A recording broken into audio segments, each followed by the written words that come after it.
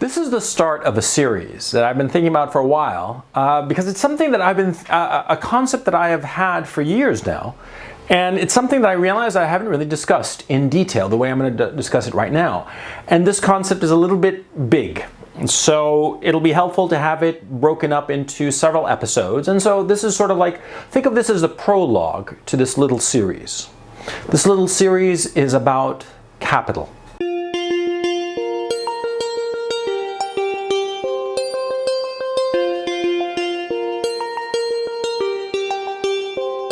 Most people, when they think about capital, they think about, das Kapital, they think about money, as if money is the only kind of capital around. And in point of fact, there are 4 different kinds of capital, or at least I think that there are 4. I don't know where I came up with the concept that I'm going to discuss right now. I might have read it from someplace, or it might be something that I just developed on my own. I really don't know.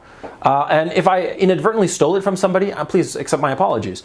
But this concept has really helped me, and I think it's going to help you. And so let me get into it. Now, you see, there are 4 types of capital. There's personal capital, there's emotional capital, there's social capital, and then there's financial capital.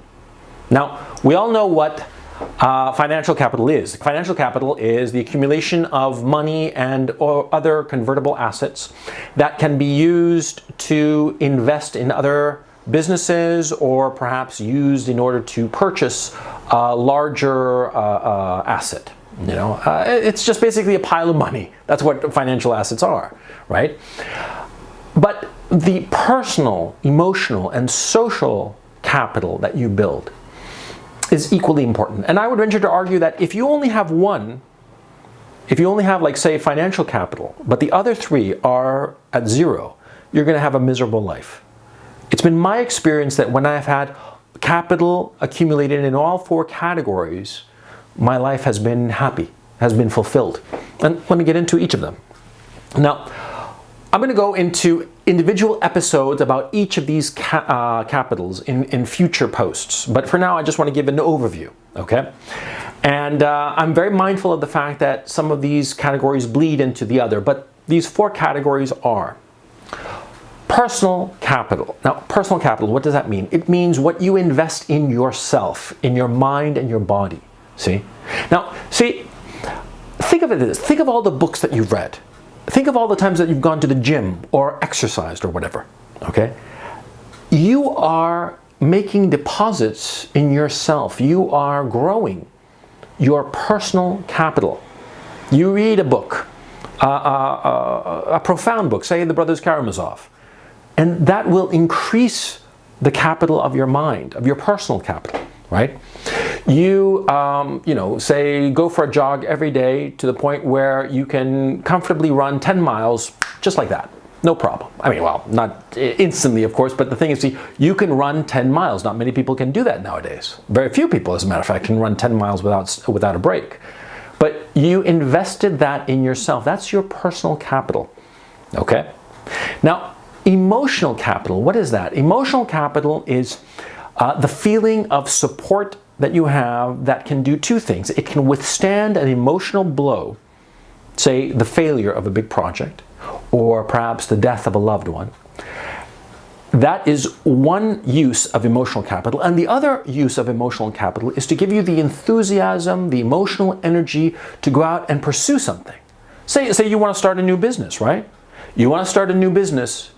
And sure, you need money and time and effort, but more than anything else, you need that emotional capital, that belief in yourself, that strength of character that pushes you forward, even as adversities mount. Because whenever you try something big, something worthwhile, there are always going to be times when you think you're going to fail. There are always going to be times where you are crossing an enormous abyss on a tightrope as thin as the hair on a baby's head. That's inevitable. And you're going to need the emotional capital to be able to give you the energy to continue on your path. See? That's something that people don't talk about enough. That emotional reservoir that you need to draw on to achieve a great thing. You need that. Okay? Now, what is social capital? Social capital are the people around you in your environment, in your milieu, whatsoever that milieu may be. Okay, it could be your neighborhood, it could be your line of work, your business, it can be online, it can be whatever, it doesn't matter. It's how many people you know, how many people you interact with, how far is your social reach in your milieu. Okay, that's social capital. And financial capital, as you know, the easiest one, it's how much money you've got. Now, the fact of the matter is, a lot of times, you can improve one or the other by drawing on one or the other. For example, say for the sake of argument that you have $100,000. That's your financial capital, right? Now, you have the $100,000 and you withdraw $20,000 of those $100,000, and two possibilities. On the one hand, you blow it on a Ducati motorcycle. You know, you blow it on a Ducati, okay? That's one hypothetical. So you took a financial asset and you bought a toy. Do you need it? Is it really necessary? Yes, no? So you blew it on a toy. So in a sense, you sort of like splurged it. You sort of like blew the 20 grand on nothing much, right? But say you'd taken that 20 grand, instead of blowing it on a Ducati, you'd gone and invested it in your friend's flower shop. You know, your friend is setting up a business, a flower shop business, and he needs startup capital. And so you say, hey, we'll go 50-50 and I'll finance your operation. Here's 20 grand, go and open your flower shop. And lo and behold, 6 months, a year later, that flower shop is doing great business and you've got a steady income stream, right?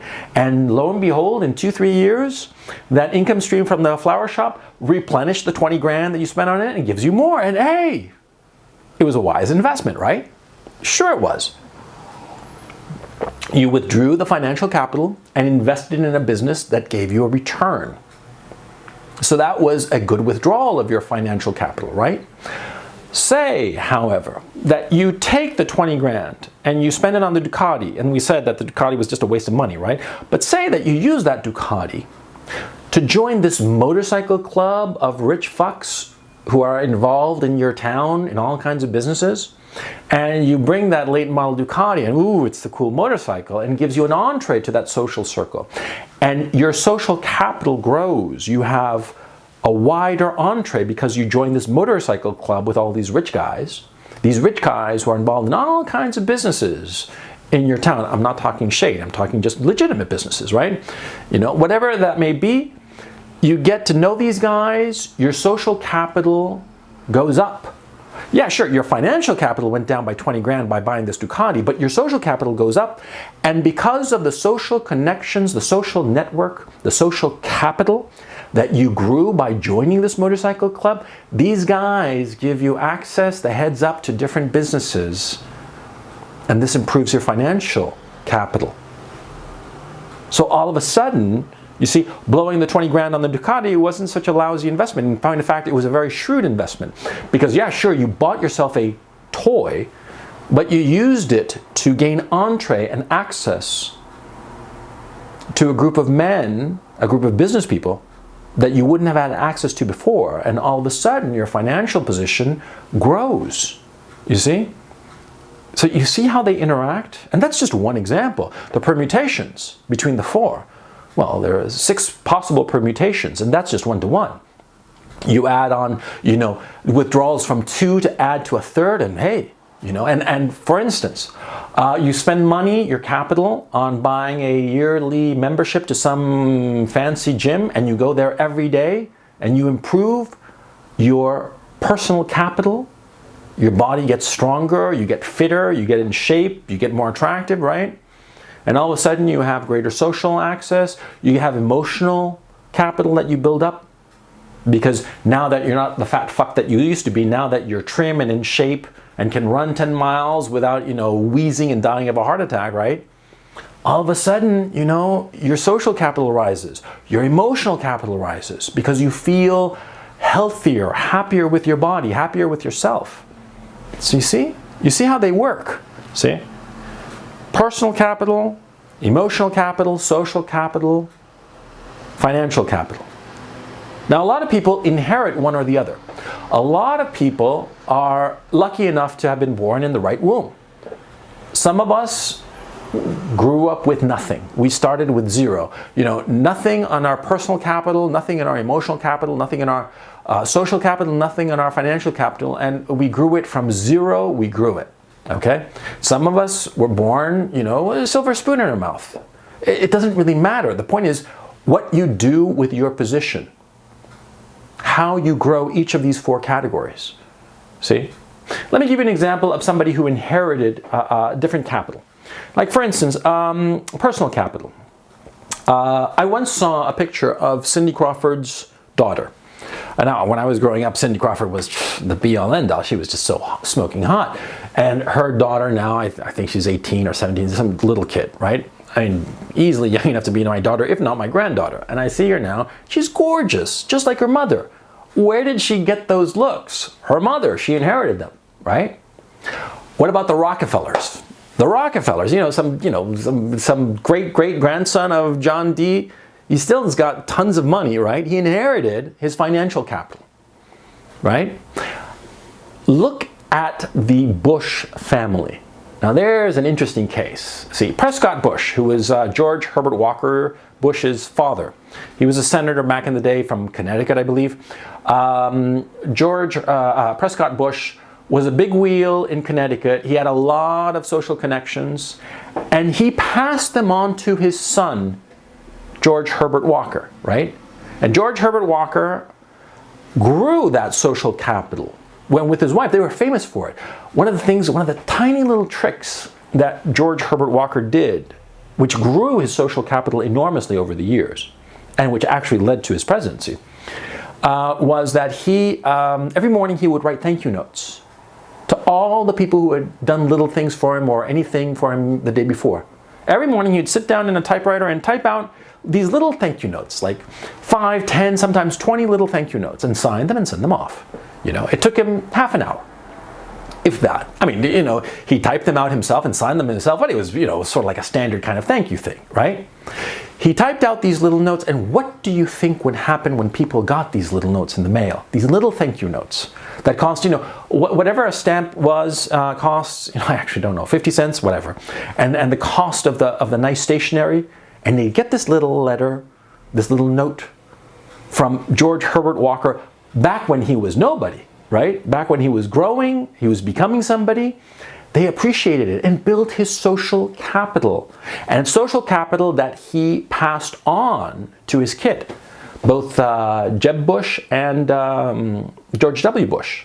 George W. Bush, we all know famously, is a fairly limited individual, let's be honest. But he took this social capital that he had inherited and he grew it a bit. And he used it very shrewdly to become president. A man of limited intellect, limited abilities, limited talents. The guy couldn't even speak properly, for crying out loud. And he became president of the United States. He took that social capital that he had inherited and used it, applied it. Okay? Now, think of emotional capital that can be inherited. I've read about the family of Mitt Romney. Remarkable people. All right. I mean, whatever you think of Mitt Romney's politics, you have to admire the way that he has handled his family, he and his wife, because they have a bunch of children, right? And they get together 2, 3, 4 times a year for different reasons, Thanksgiving, Christmas, what have you. But they get together and they support one another, and they go out of their way to talk about their different problems. They even have like sort of like a session where all the Romney men gather around and talk about their businesses and have the others give them critiques of what they're doing. Think of the emotional capital they are building. Okay?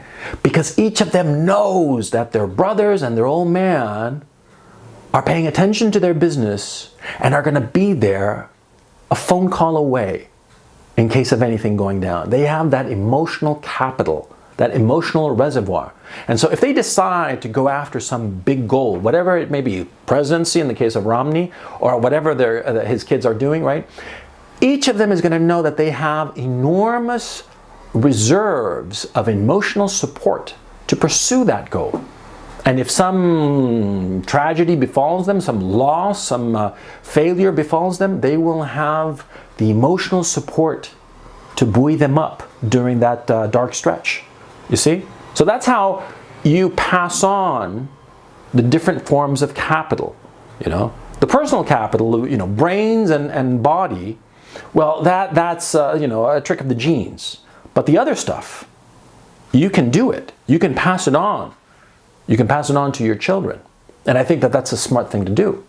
And in point of fact, that's what certainly I am trying to do, of passing on the accumulations of capital in different areas that I've accumulated in my life to my kids, so that they will have a leg up, because this life is hard. Okay? Now, this system that I'm discussing with you, like I said, I'm going to expand on it in future posts. But I want you, with this prologue, with this introduction, to get a sense of what I'm trying to describe to you. Okay? Now, you might think it's a bit vague here or there, and admittedly it is. Okay? But my point is not to be precise like a scientist. It's to give you a rule of thumb, a guiding vision of how to accumulate the capital that you will need to have a successful life. Okay? Because, you see, you can't make it just on one thing. One kind of capital is simply not enough for a complete life, or a full life, or a happy life.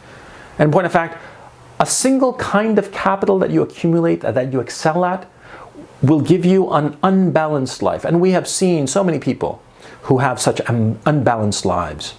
Famous people who are very rich, lottery winners, for instance, they have all the money in the world, but they don't have the other capitals necessary to have a balanced life. And so much money and their life just tips over like a ship, And that's something that you don't want. On the contrary, you want to have a balanced life, a life that is buoyed and moves forward confidently, happily, in balance. So anyway, I'm going to be talking more about this stuff in future posts, and I hope that this has sort of given you a sense of where I'm going over the next 2-3 weeks. Hi, I hope you enjoyed this post, and if you did, please subscribe to my channel. If you're already subscribed, I'd very much appreciate it if you would give this video a thumbs up, because it helps with the Google algorithm. So I'm going to be continuing with the series, and I think that you're really going to enjoy the post that I'm going to do on Thursday. So until then, so long.